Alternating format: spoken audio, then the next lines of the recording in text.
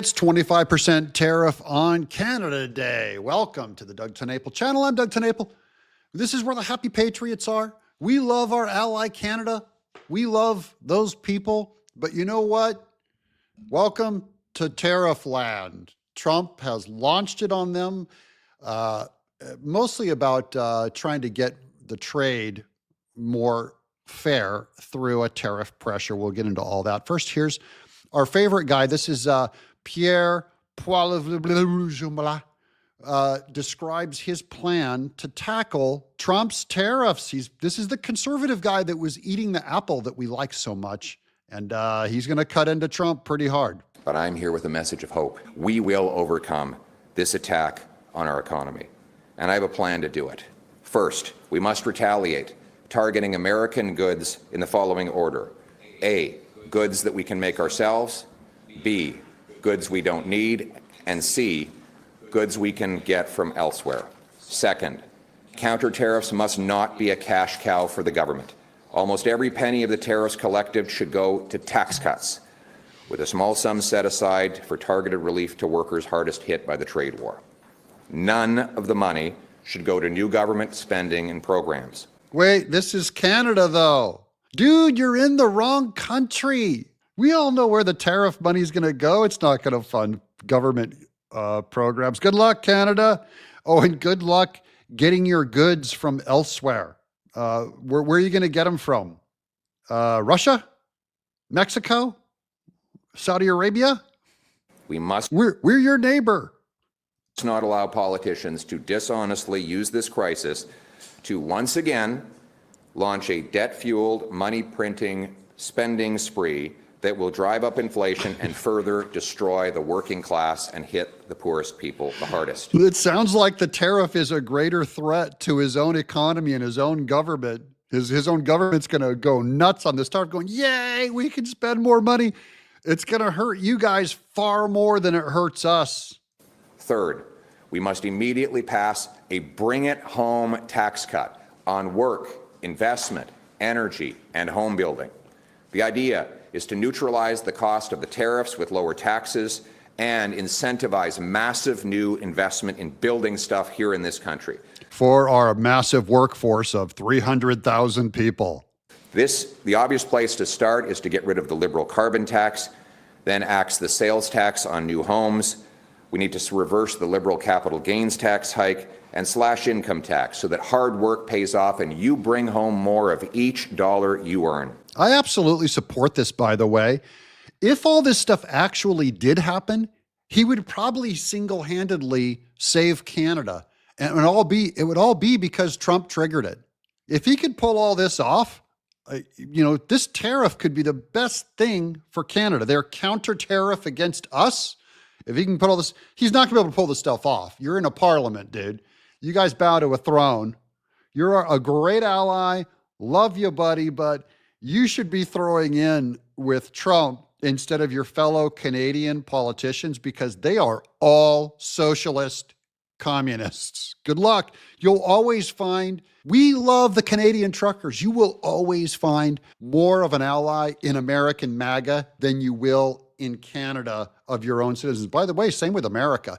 I'll find more in common with a Canadian trucker than I will with an American leftist when it comes to tariffs, tax policy, all that stuff. We must immediately repeal the liberal No New Pipelines Law, C-69, a law that not only blocks all pipelines but stops mines, refineries, export plants, and all kinds of other energy infrastructure and makes us hopelessly reliant on one customer, the Americans, a customer we cannot count on anymore. Trump is making Canada great again already. This is the greatest thing I've ever heard. Must greenlight LNG plants that Liberals say there is no business case for, so that we can no longer have to sell our 100% of our LNG, our gas exports to the Americans. We can sell it to Asia and Europe and help break the European dependence on Putin, turning dollars for dictators into paychecks for our people. 5, you know what industry Donald Trump does not control in Canada? Home building. It is a homegrown industry. We must get rid of all taxes and red tape to unleash the biggest home building boom this country has ever seen, bigger than the post-war boom when our heroes were coming back from that war. We need to build homes faster than ever, and that means removing the bureaucracy, the red tape, the taxes, and the gatekeepers. And I will make that's MAGA City, USA. Those are all great things. We support this. Happen. That will also boost the demand for softwood lumber. The loggers are suffering after Biden hit them with tariffs already. And 6, let's get our provinces together to knock down trade barriers so that we can lower prices and boost wages for our people. 7, we must secure our borders and rebuild our military to assert our sovereignty and strength in the world. All these things, axing taxes, building homes, unleashing construction of our resources, fixing the budget, stopping crime, all of these things were conservative fixations before the tariffs.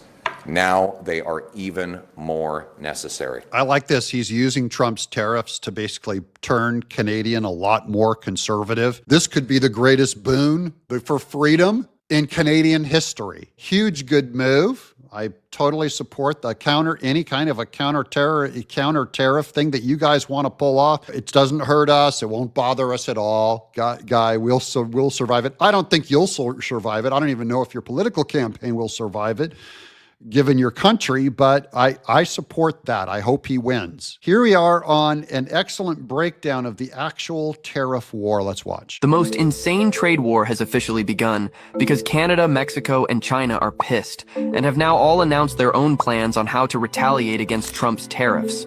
So what the hell is going on? Well, you see, yesterday Trump's promised 25% tariffs on Canada and Mexico and 10% on China officially kicked in. What that means is that any goods sent from these countries to the United States will now cost companies 25% more, or 10% in China's case. So for example, if a Canadian business sent a car to the US that cost $50,000, today US companies will pay a $12,500 tariff at the border. So the price of your once $50,000 car is now actually $62,500. Why would Trump purposefully make things more expensive for Americans? Well, 2 main reasons. The first is more of a longer-term, unguaranteed benefit, but it would be to change consumer habits to buy more American-made products and incentivize more international companies to manufacture in the U.S.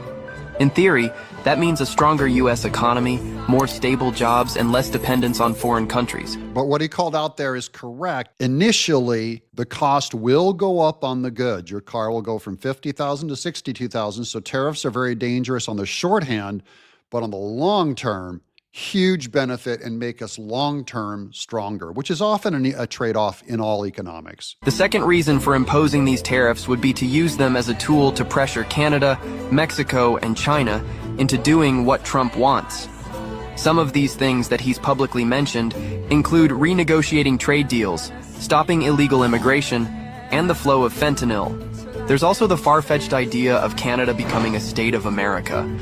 But here's where things get interesting, because instead of just doing what Trump wants, Canada has clapped back with a 25% tariff of their own, and Mexico said they're doing the same but haven't announced the percentage yet. China reacted a little differently by preparing to file a lawsuit with the World Trade Organization. So why is Trump not backing down? Just listen to this. In 2023, Canada sent 76% of all of their exports to the United States.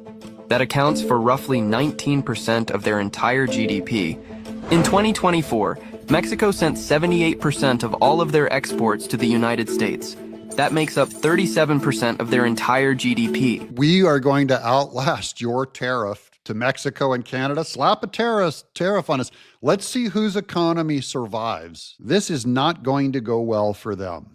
But for America, their exports to both countries combined only make up roughly 2.7% of their entire GDP. So simply put, even if they do retaliate, getting into a tariff war with the United States would hit Canada and Mexico much harder. Trump knows this, and he's using it. They're basically showing how we are going to survive this tariff better than they can just because of the economic ground. It's Trump just flexing and using it. What it will end up doing is pressuring Mexico and Canada to drop all tariffs on us. all of them will do a new trade agreement and say zero tariffs on each other forever. And they would get a huge benefit. They'd be way better than that because we're a stronger economic force than they are. So they have more to benefit by zeroing out the tariffs, and then we pay a fair price for what goods come out of Canada and Mexico, and they pay a fair price for what we send them instead of jacking up the tariffs on them. Cool? Here's Justin Trudeau on the tariff war. I'm Mr. Trudeau. Mackenzie Gray with Global. You mentioned the markets earlier. Someone who knows a thing about them, Warren Buffett, came out and said that these tariffs could be viewed as an act of war. Does the Canadian government believe these tariffs from Donald Trump is an act of war from the U.S.? Canadians are not angry at the American people for this. We don't have anything against Americans. Americans are our neighbors, our friends, our partners. Canada's our hat. We do things together. We've done things together for decades and generations. This is a policy decision by the American government designed to go after the Canadian economy. This is a trade war, yes, but is it an act of war? And he's French. You know what that means? What happens when you put Frenchmen in war? We surrender. We surrender. Canadians are hurt. Canadians are angry. Are they angrier at you or are they angrier at Trump? That's what I want to know for my Canadian. I have a huge Canadian audience, and I'm not here ripping on anybody the same way that I know Canadians aren't going to sit here and rip on American people. Patriots in Canada and America are absolutely united. It's these globalists, socialists, scowling Marxists that are destroying both Canada and America. We're going to choose to not go on vacation in Florida or Old Orchard Beach or wherever. Oh, they're not going to go to Florida. We're going to end this thing with Ron DeSantis completely destroying these guys. Look at the guy smiling in the background. We're going to choose to try to buy Canadian products and forego bourbon and other classic American products. How are you going to ever do without bourbon? You're a country of alcoholics. And yeah, we're probably going to keep booing the American anthem. But let me tell Americans, we're not booing you. We're not booing your teams. We're not booing your players. We're booing a policy that is designed to hurt us. And we're insulted. Yeah. And we're angry. Uh-huh. But we're Canadian. Oh, so here's another take. Since we're doing the big trade war here it is. Today is 25% Trump tariff day. This was brought by our own government. Trump explained that Canada treats the U.S. unfairly and has been taking advantage of them for a long time. Here's the list of tariffs Canada imposes on U.S. goods. Daily products, milk, 270%, cheese, 245, butter, 298. That's like 90% of the Southern diet right there, right here in Tennessee. Poultry, 238, eggs, 163%. Barley, wheat, that's our booze. Sugar, we shouldn't be eating that anyways. Peanut butter, 295%. Rice, vegetables, 100%. Fish products, 100%. Look at how huge these tariffs are. Holy smokes. Lumber, 20%. Shoes, 30%. Cocoa, 30%. Metals, 25%. Wool, 30%. Tobacco, 100%. Everybody's ripping on tobacco. Trump's responsibility as the president of the United States is to the American people, not us Canadians. Our government is the enemy. Our government has destroyed this country. Our government is to blame. Canada is failing. It's about to hit the fan. And to my Canadian brothers, I will only tell you the exact same is true of our country.